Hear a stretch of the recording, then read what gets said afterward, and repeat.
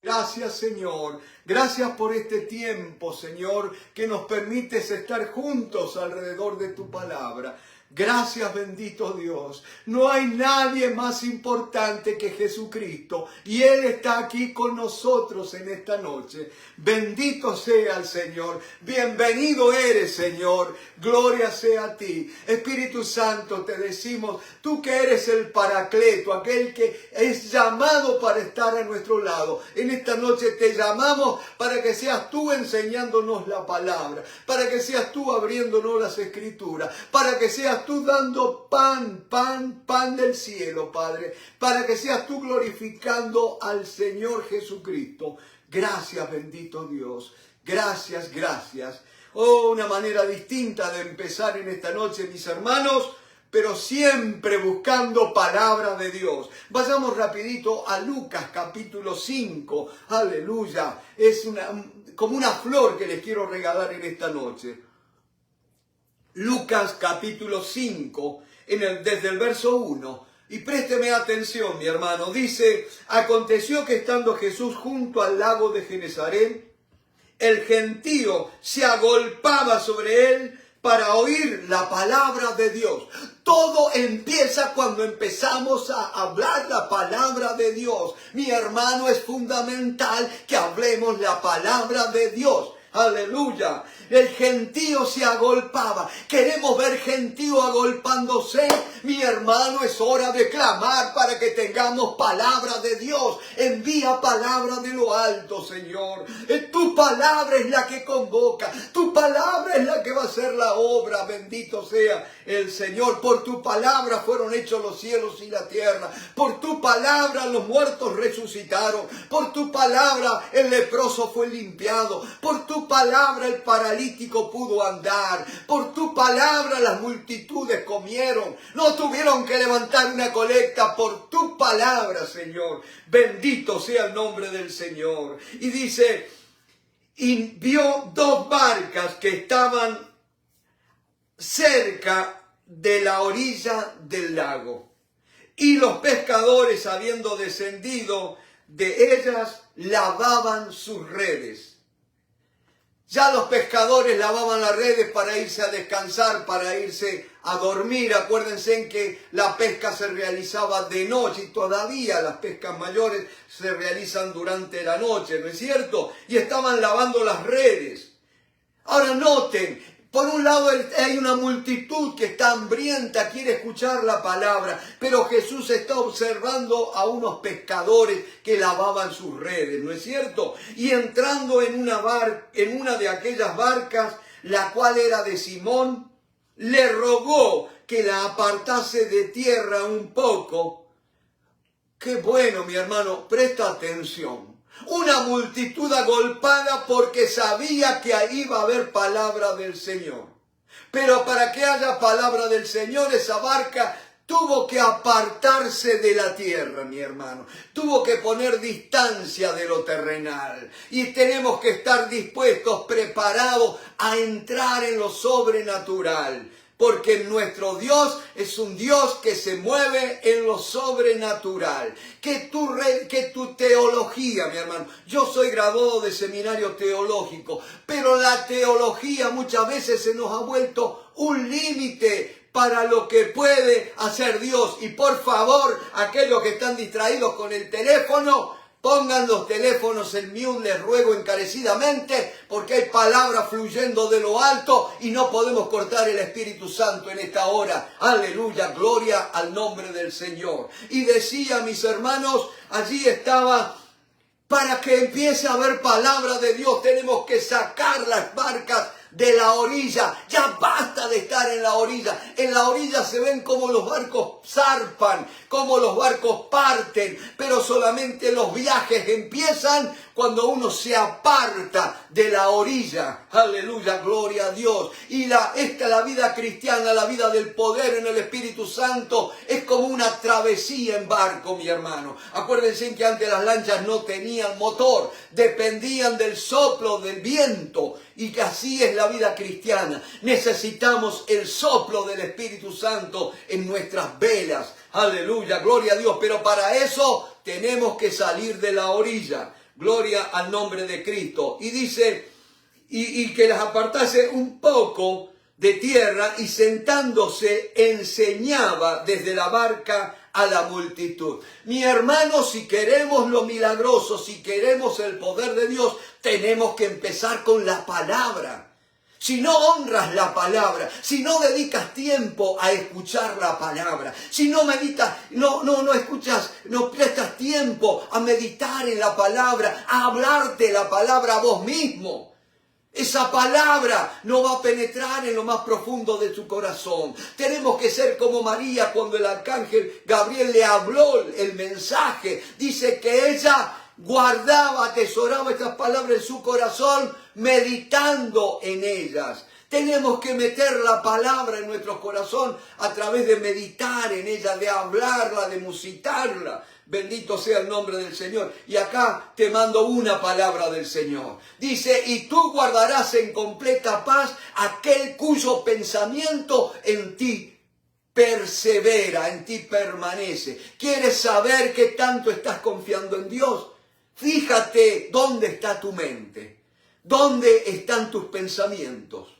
Ya basta de pensar en el problema, ya basta de pensar en la dificultad. Empieza a enfocarte en el Dios que te creó, en el Dios que David dijo que es el hombre, para que de él tengas memoria, y el Hijo del Hombre para que le visites. Nuestro Dios es un Dios que visita al hombre, al Hijo del Hombre, y tú y yo somos descendientes de hombre, mi hermano, y tenemos la posibilidad de una visitación de Dios. Nuestro Dios es el Dios que visita a su pueblo. Bendito sea el nombre del Señor. Y dice la palabra, de tierra un poco, y sentándose enseñaba desde la barca a la multitud. Cuando terminó de hablar, dijo a Simón, boga mar adentro y echad vuestras redes para pescar.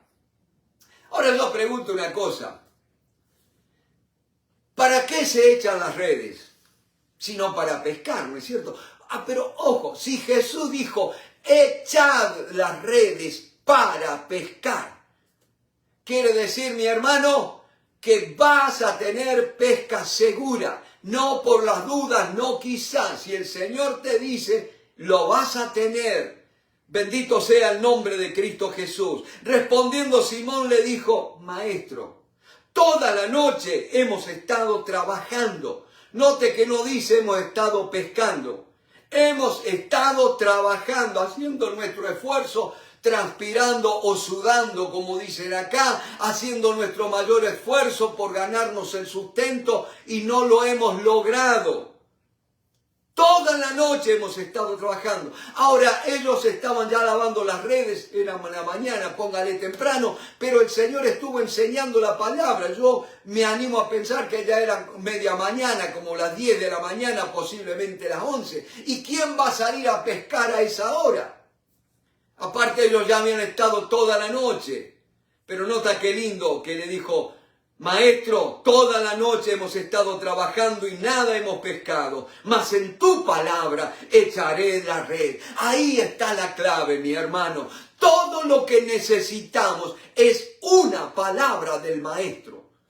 Nada más, mi hermano. Yo no sé qué es lo que te ha dicho el médico. Yo no sé lo que te ha dicho el abogado. Yo no sé lo que te ha dicho tu patrón. Pero sí sé lo que necesitamos. Y es una palabra que sale de la boca de Dios. Todo empieza con una palabra. El mundo, lo que vemos, empezó con una palabra, mi hermano. Toda la obra de Dios empieza con una palabra. Necesitamos que haya palabra fresca, palabra viva de Dios. No solamente escritura, no solamente letra muerta, sino palabra que viene a través del Espíritu Santo. Aleluya.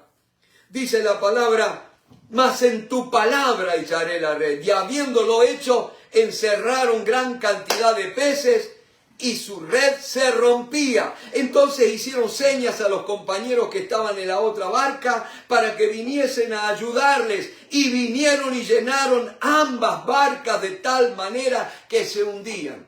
Nota esto, mi Dios es un Dios de abundancia. Él les pidió una barca, acuérdense, una barca, les aparta la barca. Cuando hay, no, Dios no te pide mucho, Dios te pide un poquito nada más. Pero ponlo en las manos del Señor, no en las manos de un hombre, en las manos del Señor. Y dice que le obedecieron. Ahora esa bendición dice que llenaron las 2 barcas y que se hundían. Gloria al nombre. La abundancia de mi Dios. Dios es el Dios de toda abundancia. Dios es el Dios que obra mucho más abundantemente de lo que pedimos o entendemos. Que las oraciones no se nos vuelvan una letanía. Que las oraciones no se nos vuelvan como una calecita, como un carrusel. Que se mueve, da vuelta, pero no va a ningún lado. Mis hermanos, nuestras oraciones tienen que ser como un viaje en una barca. Siempre hacia adelante, gloria a Dios, ganando otros puertos, otros mares. Bendito sea el nombre del Señor. Y aunque el diablo quiera hacer ruido en esta noche a través de los teléfonos, nosotros decimos, la sangre de Cristo tiene poder. Aleluya. Ordenamos a las huestes espirituales de maldad en los aires que en esta hora dejen de ocasionar disturbios. En el nombre de Cristo Jesús. Cuando viene palabra de Dios, viene la oposición, viene la lucha. Pero gloria a Dios porque en Cristo somos más que vencedores. Bendito sea el nombre del Señor. Bendito sea. Si en esta noche, mi hermano, tenía que soltar esta palabra que estaba quemando, que estaba ardiendo en mi corazón. Y ya vamos al Salmo 132. Es el salmo en el que vamos a estar estudiando, vamos a estar profundizando en la palabra del Señor, porque es tremendo. Hay una palabra poderosísima a través de este salmo que el Señor nos va a dejar en esta noche. Lo vamos a leer completo al salmo.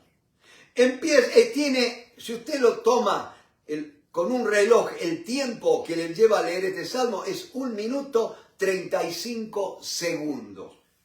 Dice así: acuérdate, oh Jehová, de David y de toda su aflicción, de cómo juró a Jehová y prometió al fuerte de Jacob: no entraré en la morada de mi casa, ni subiré sobre el lecho de mi estrado. No daré sueño a mis ojos, ni a mis párpados adormecimiento, hasta que haya lugar para Jehová, morada para el fuerte de Jacob.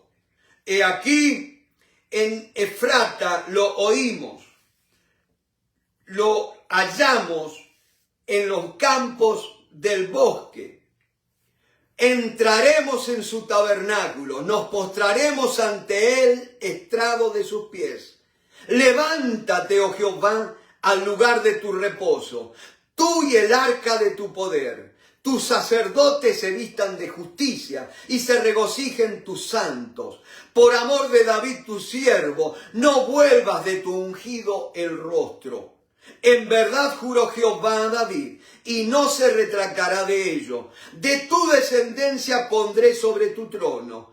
Si tus hijos guardaren mi pacto y mi testimonio que yo les enseñaré, sus hijos también se sentarán sobre tu trono para siempre.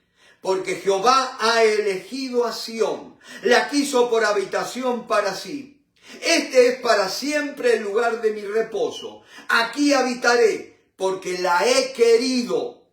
Bendeciré abundantemente su provisión. A sus pobres saciaré de pan. Asimismo vestiré de salvación a sus sacerdotes, y sus santos darán voces de júbilo. Allí haré retoñar el poder de David. He dispuesto lámpara a mi ungido. A sus enemigos vestiré de confusión, mas sobre él florecerá su corona. Gloria al nombre de Cristo Jesús. 18 versículos. Es el salmo más largo de los cánticos de las subidas o de la ascensión. ¿No es cierto? Y miren, en esta noche yo les puedo compartir, por ejemplo, una manera de recordar este salmo es bosquejándolo, haciendo un bosquejo. Este salmo lo podemos hacer un bosquejo en 3 puntos, mi hermano. Fíjense, desde el versículo 1 hasta el versículo 10 sería el primer punto. Y es la promesa de David a Dios. Después tenemos versículos del 11 al 12 y habla de qué cosa. La promesa de Dios a David. Acuérdense, empieza el Salmo con la promesa de David a Dios. El segundo punto es la promesa de Dios a David. Y termina ya después desde el versículo 13 al 18. Nota que tremendo. La promesa de Dios para nosotros, su pueblo. Ven que es importante estudiar este salmo. Acuérdate, la promesa de David a Dios. La promesa de Dios a David. Pero lo más importante, la promesa de Dios a nosotros, que somos su pueblo. Y vamos a empezar a meditar un poco en este salmo. Y hay una palabra, acuérdate. ¿Acaso Dios no se acordará de lo que ha prometido, de lo que ha hablado? Dios no olvida, mi hermano. Pero sí nosotros necesitamos, cada vez que nosotros vamos delante de Dios y le decimos, Señor, acuérdate, no es arrogancia, no es soberbia. Le decimos a Dios, acuérdate porque, vaya la redundancia, acuérdense que nosotros somos seres muy limitados. Estamos tratando con un Dios infinito, no lo podemos medir con nuestra percepción. Pero sí nosotros nos tenemos que expresar de acuerdo a nuestra capacidad. El salmista siempre hablaba con palabras propias, no con palabras inventadas ni palabras impostadas, sino con palabras que salían de su corazón. Acuérdate. Acuérdate porque yo me acuerdo, dice. Ahora, ¿quién es el que está escribiendo este salmo? No es David. No dice la Biblia quién es el que escribió este salmo. Posiblemente haya sido Salomón, el hijo de David. ¿Saben por qué nos inclinamos a pensar que fue Salomón? Porque hay palabras escritas en este salmo que Salomón empleó cuando dedicó el templo de Jehová. ¿Me van siguiendo? Gloria al nombre de Cristo. Pero ¿quién más que mejor que un hijo para recordar la trayectoria de su papá? ¿No es cierto? Gloria, gloria al nombre del Señor. Hay hombres que dejan una herencia a sus hijos, cosas temporales, pero lo más importante son las de aquellos hombres que dejan a sus hijos un legado. Un legado. Una conducta, un camino, les mostró un camino, una senda, como se debe vivir la vida cristiana, mi hermano. Bendito sea el Señor. Ellos se podrán por un tiempo apartarse, pero un camino no se olvida, mi hermano. Ellos saben dónde está el camino. El hijo pródigo, aquí hay una palabra de Dios, mi hermano. El hijo pródigo se podía olvidar de un montón de cosas, pero no se olvidó del camino que lo llevaba a casa. Y nunca se olvidó del amor del Padre. Puede haber sido engañado, puede haber sido cegado por los placeres temporales del pecado. Pero él nunca, nunca se olvidó del corazón amoroso del Padre. Bendito sea el nombre del Señor. Mi hermano, repito, soy graduado de seminario teológico. Pero yo no quiero teología, porque la teología es lo que el hombre percibe acerca de Dios. Yo quiero lo de Dios, mi hermano, no lo que yo descubro de Dios, sino lo que Dios me revela de Él. Bendito sea, ser como un niño, como una criatura. Asombrarnos delante de Dios. Acuérdate, oh Jehová, de David y de toda su aflicción. Primera cosa que le recuerda el hijo, Salomón, a Dios acerca de su papá. Acuérdate de su aflicción, no dice de sus aflicciones, su aflicción. Otras versiones hablan de sus adversidades, de cosas que le vinieron en contra, de cosas que se le cruzaron para impedir alcanzar el sueño, el propósito. Y mi hermano, yo veo acá en esta noche un hijo que observó al papá y vio que el papá tenía un proyecto de vida. Que el viejo no vivía solamente para ser rey, que no vivía para hacer plata, que no vivía para tener un buen auto, que no vivía solamente para tener una buena casa. Y vio que el papá era uno que anhelaba la presencia de Dios. Uno que se desvivía por la presencia de Dios, por la manifestación de Dios. ¿Y cómo lo puedo ver, mi hermano? Porque dice, acuérdate de toda su aflicción. Mi hermano, cuando estudiamos la vida de David, David significa amado, ¿no? Amado de Dios. Y es uno de los personajes que más aprecio en la Biblia. De hecho, nuestro hijo mayor se llama David. Y su segundo nombre, Natanael, ¿no es cierto? Amado y Natanael, regalo de Dios, ¿no es cierto? David Natanael se llama nuestro hijo mayor, el primogénito. Y decían, Dios dijo de David, he hallado en David varón conforme a mi corazón. Bendito sea el nombre del Señor. Un hombre que tenía problemas, tenía dificultades, pero que siempre estaba, yo le llamo que David era un cazador del corazón de Dios. Estaba siempre al acecho, estaba siempre persiguiéndolo. Como dicen los americanos, David was a God's chaser, un cazador de Dios. Y dice, de toda su aflicción. Si hacemos un recuento de David, yo les pregunto en esta noche, ¿cómo se llamaba la mamá de David? Alicia se ríe porque esa pregunta se la hice el otro día a las 5:30 de la mañana.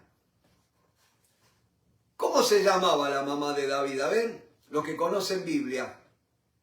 No dice la Biblia el nombre de la mamá.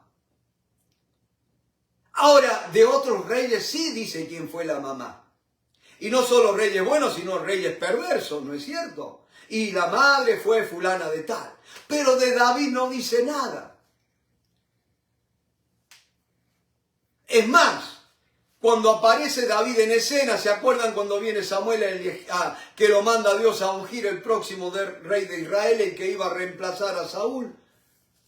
Tiene que convocar a los hijos y viene el papá y trae a los hijos y como Dios le dice, no, este no es. Dice, ¿tenés algún...? Samuel era argentino, le dice, ¿tenés algún otro hijo? Ah, sí, el menor. Ahora noten una cosa. Hubo otra familia, la familia de José. ¿Se acuerdan? El papá lo amaba mucho. ¿Por qué? Porque José fue hijo de ¿quién? Del amor de su vida. Él tuvo varias mujeres, Jacob, ¿no es cierto? Pero el amor de su vida fue Raquel. Y con ella tuvo a José.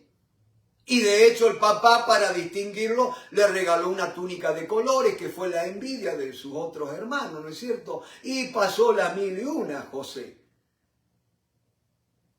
Pero David era el más chico. Y generalmente el más chico es el malcriado de la familia, ¿no es cierto? El que, como decimos siempre, agarró a los padres cansados, entonces... Pero este no, este agarró el peor laburo, como dicen en mi país, el peor trabajo. Lo mandó a cuidar ovejas por semanas, lejos de la familia, durmiendo en el campo, a la intemperie, con el peligro de animales porque estaba solo. No dice nunca que me fue otro hermano para darle la vueltita para ver cómo estaba. Tiempo pasaba solo. Y ustedes saben una cosa, mis hermanos, no está en la Biblia, ojo. Pero sí hay historiadores que hablan acerca por qué David era dejado de lado. Y es posiblemente cuando David en el Salmo 51 está hablando de que en pecado me concibió mi madre. ¿No es cierto?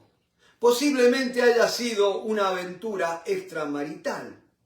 Fíjense, ojo, no lo dice la Biblia, lo digo con todo el respeto, pero tiene algo de lógica. ¿Por qué lo dejaban de lado?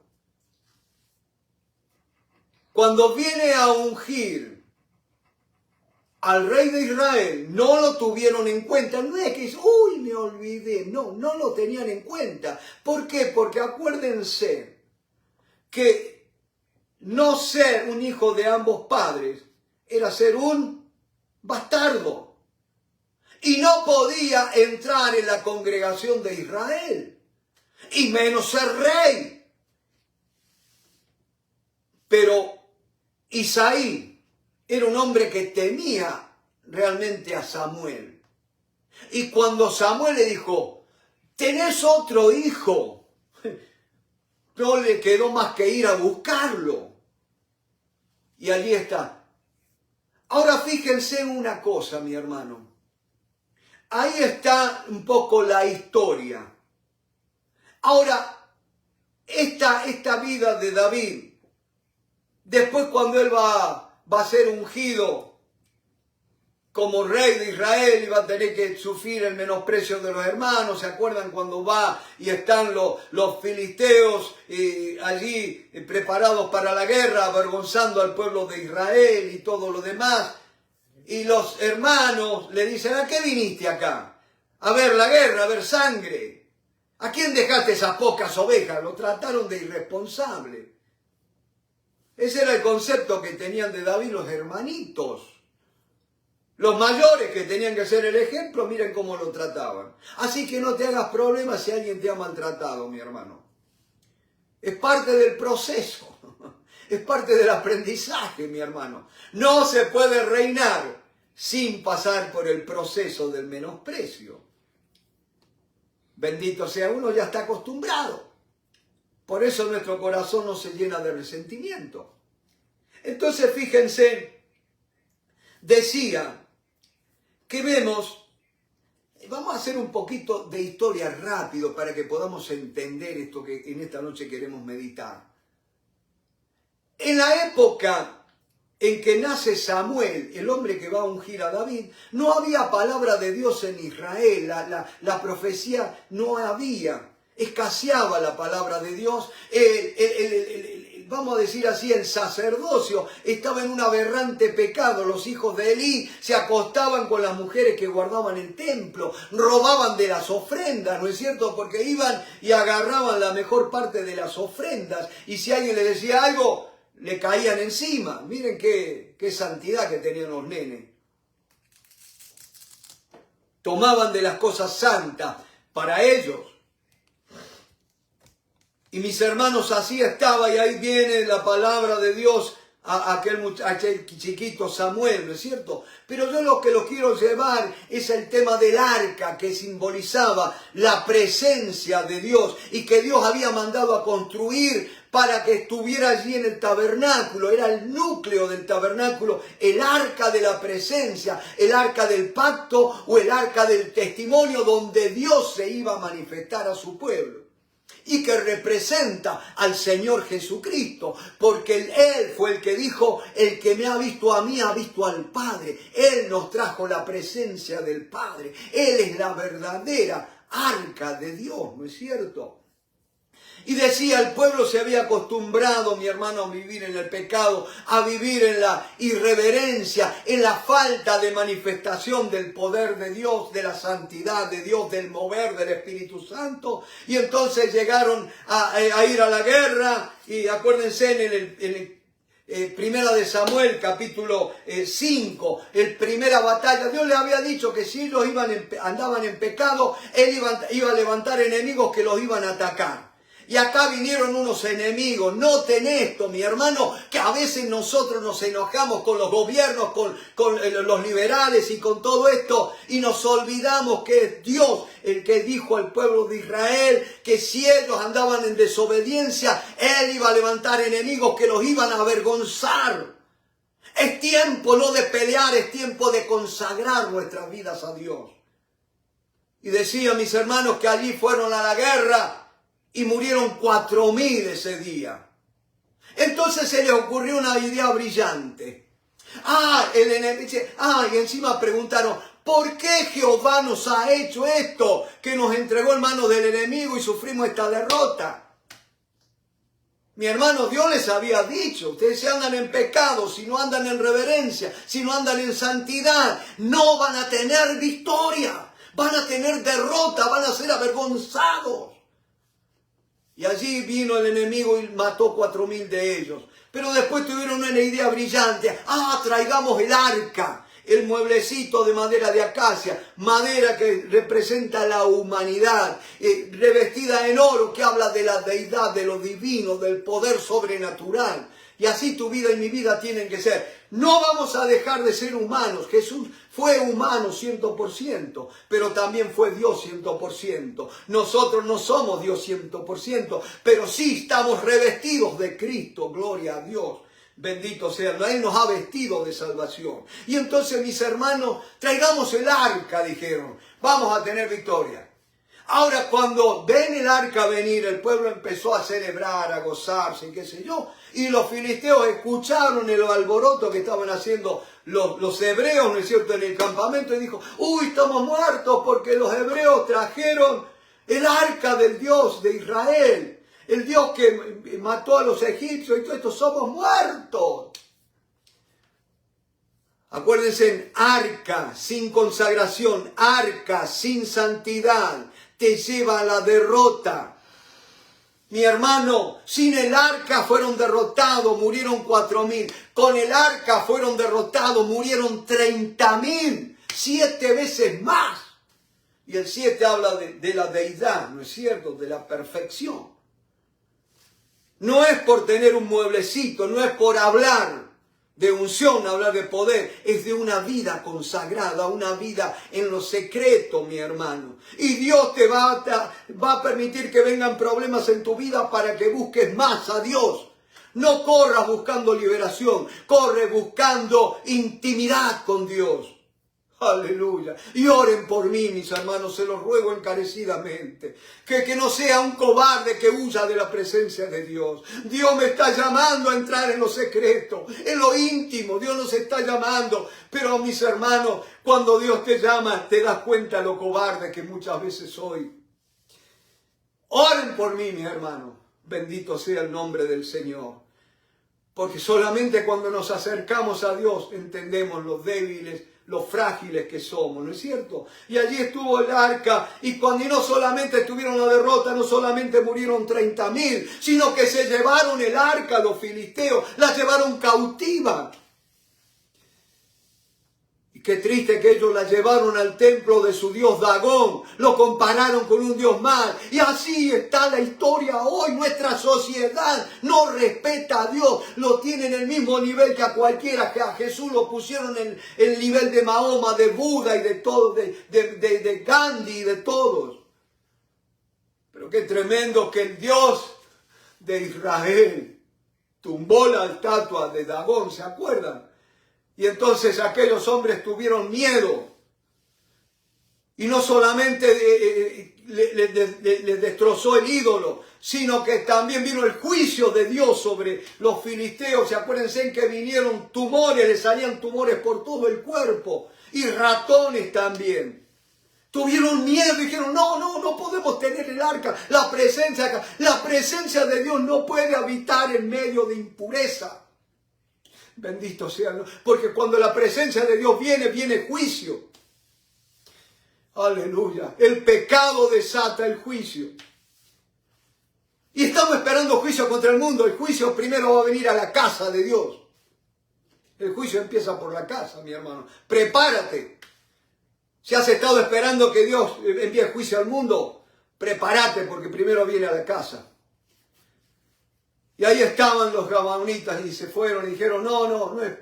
Y la mandaron y tuvo la casa en Abinadab, ¿se acuerdan? Y Abinadab consagró a su hijo para que cuidara el arca. Pero qué triste que pasó el tiempo y el arca estuvo allí en Kiriat Jearim. 20 años. El pueblo de Israel sin la presencia de Dios pudo vivir, dice, pero el pueblo se lamentaba. Y decía, ay, lamentamos, lamentamos. Un lloro que te entretiene. Como una letanía, estaban anhelando, lloraban, hermano, yo te digo, aquello que os acordáis de Jehová, no le deis tregua ni reposo hasta que ponga a Jerusalén por alabanza de la tierra, dice. Y mis hermanos, pero ahí estaba David. David quería traer el arca.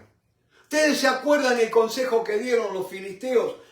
Lleven el arca, pero compren un carro nuevo, edifíquenle un carro nuevo y una yunta de bueyes, ¿no es cierto?, para llevar el arca. Y la mandan. Y allí con Abinadab, allí en Kiriat Jearim, estuvo 20 años.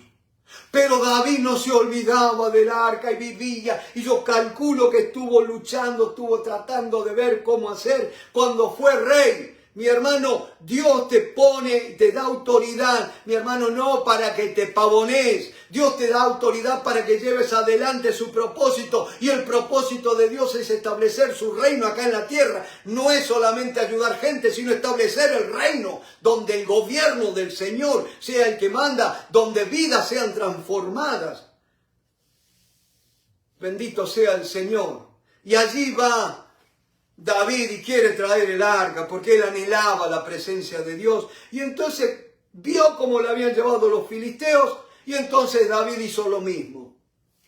Acuérdense, vienen cantando, qué sé yo, celebración, tropieza el carro, se va a caer el arca, viene Usa, estira la mano para sostenerla y Dios lo mató. Y antes que me olvide, acuérdense cuando tuvo el arca en medio de los filisteos, o los hombres miraron dentro del arca y murieron 50.000 por haberse atrevido a mirar la presencia de Dios, mi hermano. No eran gente lavada en la sangre del Cordero. Y a veces nosotros menospreciamos la presencia de Dios. A veces nosotros nos conectamos por teléfono para la oración, pero estamos haciendo cualquier cosa y nos entretenemos y por ahí nos olvidamos de poner el teléfono en mute y vienen los ruidos y por ahí hasta cantan. ¿No es cierto? No es un regaño, aparte yo no soy el pastor de la congregación, pero sí Dios me ha llamado a exhortar realmente a que tenemos que andar en el temor de Dios, en seriedad, mi hermano, tomar las cosas de Dios en serio. Y decía, ahí viene, Usa trató de sostener el arca y murió. Entonces ustedes me dicen, pero no es injusto Dios, pobre tipo. Él dice, no, yo voy a sostener el arca, qué vergüenza, se va a caer. Mi hermano, a Dios no hay que ayudarle. Si has tenido celo diciendo, oh, que... No, Dios no necesita defensores. Dios necesita gente que le obedezca. ¿Me van siguiendo? Él es completo en sí mismo. Es más, no te necesita ni a vos ni a mí. Pero Él quiere trabajar con nosotros y a través nuestro. Es un privilegio, mi hermano. Dios es completo en sí mismo. Antes que tú y yo naciéramos ya Él era Dios y era feliz. Pero sin embargo Dios tiene tanto amor que quiso tener un ser que le correspondiera y creó al hombre para visitarlo. O como decimos en Argentina, para ir y tomar unos mates con Él, ¿no es cierto? Tomar un cafecito, como dicen los centroamericanos. Tener un encuentro, intimidad. Y David luchaba por la presencia de Dios. Por eso el hijo Salomón le dice, acuérdate, oh Jehová, de David. Acuérdate. Sufrió muchísimo David. Y hay una cosa tremenda, mi hermano, si había un tabernáculo en aquel tiempo, el tabernáculo de Moisés. ¿Por qué a David se le ocurrió hacer un tabernáculo? Le mandó Dios, no dice la Biblia que lo haya mandado Dios. Es más, présteme atención con esto, esto da para más, ¿no es cierto? Da para mucho más, vamos a ser respetuosos de Dios para que Él sea el que nos guíe en cómo lo tenemos que ir hablando a esto. Dice que David cuando tropieza el arca muere Usa. Y qué triste que no murió el líder. murió alguien del pueblo. Y mi hermano, lo digo en el temor de Dios, hay mucha gente que ha dejado de congregarse en muchas iglesias por el mundo. Y echamos la culpa a la gente, pero muchas veces la gente es víctima de los errores de los liderazgos. Y hay que decirlo, mi hermano, porque no podemos tener buenos resultados haciendo las mismas cosas que hemos hecho siempre. Si queremos resultados mejores, tenemos que empezar a mejorar cómo estamos haciendo las cosas, ¿no es cierto? Ojo, cuando yo digo cómo estamos haciendo las cosas, estoy hablando a nivel general de toda la iglesia. Dios me ha permitido, no siempre, no digo que soy un profeta, pero Dios me ha permitido un pequeño vislumbre de su corazón en cuanto a la iglesia universal, vamos a decir así. ¿No es cierto? No solamente la iglesia local. Y decía, mis hermanos, que el corazón de David quería la presencia de Dios, anhelaba la presencia de Dios, y él va y va a traer el arca. Pero qué tremendo, cuando muere Usa, dice, ¿cómo yo voy a llevar el arca a mi casa? ¿Quién soy yo para que el arca esté delante de mí? Acuérdense que David no era de la tribu de Leví, era de la tribu de Judá, en el cual no podía haber ningún sacerdote. Pero ¿no le llamó la atención a usted que David muchas veces tomó atribuciones de sacerdote? Por ejemplo, ¿se acuerdan cuando comió de los panes de la proposición, él y sus hombres? Cuando solo eso era permitido para los sacerdotes. Y David celebraba a Dios. Pero qué tremendo que cuando él toma el arca de Dios, la trae, ¿no es cierto? La lleva y la deja debajo de una cortina, de una tienda. No le hace un tabernáculo. En ese tabernáculo de David, que le llaman algunos, que es una tiendita, ¿no es cierto? No había lugar para sacrificios, no había altar de sacrificio, no había el velo, no había candelabro, no había panes de proposición, simplemente estaba el arca, la presencia de Dios. No había un orden sacerdotal. Todo el mundo podía entrar a la presencia del arca. Y eso estaba hablando de una palabra profética de la iglesia que se había de levantar, mi hermano, tú y yo. Es profético esto. Y yo creo que David, ese tiempo que estuvo allá, estaba buscando la voluntad de Dios donde quería, porque dice que él no se iba a ir a la cama hasta no saber, hasta no hallarle lugar para edificarle la morada al Señor, ¿no es cierto? ¡Qué tremendo! Acuérdate, oh Jehová, de David y de toda su aflicción, de cómo juró a Jehová y prometió al fuerte de Jacob: no entraré en la morada de mi casa, ni subiré sobre el lecho de mi estrado. Acuérdense que él era rey, y el rey dormía en una cama alta, una cama bien notable, no es cama de rey, y no king, que es el colchón grande que venden acá, ¿no es cierto? Y no entraré en mi cama. Así que David no hablaba pavada, no hablaba bobería, como dicen en Centroamérica. Dice, no daré sueño a mis ojos, ni a mis párpados adormecimiento, hasta que haya lugar para Jehová. Él estaba buscando la voluntad de Dios, dónde tenía que estar el arca. ¡Qué tremendo! El arca había estado en Silo. Después estuvo en Kiriat Jearim, pero ahora él la había llevado a Jerusalén, donde él moraba. Pero quería saber de parte de Dios dónde era el lugar exacto que tenía que estar el arca, ¿no es cierto? Y dice, hasta que haya lugar para Jehová, morada para el fuerte de Jacob. He aquí en Efrata lo oímos. Efrata o Éfrata era lo que después fue Belén, donde van a ser en el Salvador, ¿no es cierto? Y dice, lo hallamos en los campos del bosque. Los campos del bosque es Kiriat Jearim, allí donde estuvo el arca todos los 20 años. O sea, la gente llegaba en los comentarios, llegaron las noticias a David de cómo estaba el arca, ¿no es cierto? Allí en campo de enemigo, ¿no es cierto? Pero qué lindo que a pesar de todo, David seguía teniendo planes, seguía teniendo sueños de un día adorar al Señor. Acuérdense, en él todo lo que podía tener era el símbolo de la presencia de Dios. Tú y yo tenemos la presencia real del Dios vivo y verdadero, mi hermano. No tenemos necesidad de un cajoncito. Dice, entraremos en su tabernáculo, nos postraremos ante el estrado de sus pies. Hacían planes, mi hermano, para adorarlo. Levántate, oh Jehová, en lugar de tu reposo, tú y el arca de tu poder. Tus sacerdotes se vistan de justicia. David reconoce que él no era un sacerdote. Pero ¿sabes qué? David no era bobo, sabía cómo estaban andando los sacerdotes. Y entonces le pedía a Dios que los sacerdotes fueran vestidos de justicia. ¿Me van siguiendo? Bendito sea el nombre. Tus sacerdotes se vistan de justicia. Miren el ruego de David. Y se regocijen tus santos.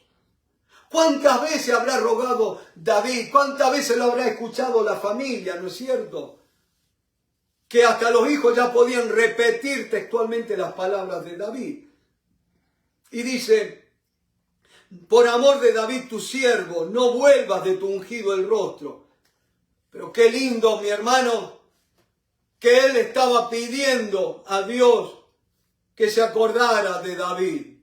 Pero qué lindo que Dios le dice, en verdad, de ahí viene la promesa de Dios a David. Juró Jehová a David y no se retractará de ello. Mi hermano, esto es algo que tenemos que aprender. Cuando Dios jura, cuando Dios promete algo, Él no se retracta, no tiene plan B. No dice, bueno, yo te dije, clama a mí, yo te responderé, y después, bueno, tuve que emplear otras cosas porque me faltó. No. Todo lo que hace Dios no se le añadirá ni se le quitará nada, mi hermano. Dios es perfecto en todo lo que hace, ¿no es cierto? Por lo tanto, dejemos que Él obre. Y dice, en verdad juró Jehová a David y no se retractará de ello. De tu descendencia pondré sobre tu trono. Y mis hermanos, ¿saben una cosa? David estuvo o está en la genealogía de la que iba a venir el Salvador, Jesucristo. ¿Y sabes qué, mi hermano? Tú y yo somos genealogía de Jesucristo. Gloria a Dios. Entonces, él estaba pidiendo por la descendencia natural, pero Dios estaba viendo la descendencia espiritual. Dios te estaba viendo a ti y a mí, a todo el mundo, mi hermano, que ha de creer en el mensaje de salvación. Y acá está la cláusula. Si tus hijos guardaren mi pacto y mi testimonio que yo les enseñaré, sus hijos también se sentarán sobre tu trono para siempre. Y vaya que si Dios ha cumplido esta promesa, mi hermano. Dice que cuando estábamos muertos en delitos y en pecados, Dios nos dio vida juntamente con Cristo. Y no solamente nos dio vida, nos resucitó, sino que nos sentó en los lugares celestiales juntamente con Cristo. ¿Y dónde está Cristo? A la diestra del Padre, mi hermano. Bendito sea el nombre. Y por eso hoy podemos decir, mis hermanos, que Dios nos ha hecho reyes y sacerdotes. Aleluya. No es mentira, es palabra de Dios, mi hermano. Y dice, porque Jehová ha elegido a Sión. David se estaba rompiendo la cabeza. ¿Dónde iba a ser el lugar de la morada? ¿Dónde iba a tener que estar el arca? ¿Dónde? Y ahí vino la palabra de Dios. Y yo te digo una cosa, mi hermano. Si has estado clamando por palabra de Dios, si has estado esperando una palabra de Dios, no te desanimes. Espera, como dijo Habacuc, sobre mi guarda estaré y estaré atento para ver lo que se me dirá, ¿no es cierto? Y Dios le manda que escriba en unas tablillas lo que se le iba a decir, lo que iba a ver, ¿no es cierto? Por eso cada vez que entramos a la presencia de Dios, yo siempre voy con un cuadernito, mi hermano, porque ahí vienen pensamientos que Dios me habla en ese tiempo, no cuando yo quiero. Y dice la palabra, Jehová ha elegido a Sión, la quiso por habitación para sí. Este es para siempre el lugar de mi reposo. Aquí habitaré porque la he querido. Bendeciré abundantemente su provisión. A sus pobres saciaré de pan, Asimismo vestiré de salvación a sus sacerdotes. David clamaba por justicia, pero Dios le dijo, yo te doy más que justicia, te doy mi salvación. Y salvación es la obra completa de Dios para con el hombre, para sacarlo del pecado y de todas sus malas consecuencias. Y termino por esta noche con esto, dice, y tus santos y sus santos darán voces de júbilo. Él pedía que sus santos, dice, se regocijaran en él. Pero dice que ellos van a gritar, dice, y se regocijen tus santos, pedía. Pero acá dice, y sus santos darán voces de júbilo. Aleluya, gloria a Dios, bendito sea el nombre del Señor. Y hay más, por eso te propongo, si el Señor no ha venido de aquí al viernes, que nos volvamos a juntar alrededor de la palabra. Dios te bendiga y gracias por tu tiempo. Amén.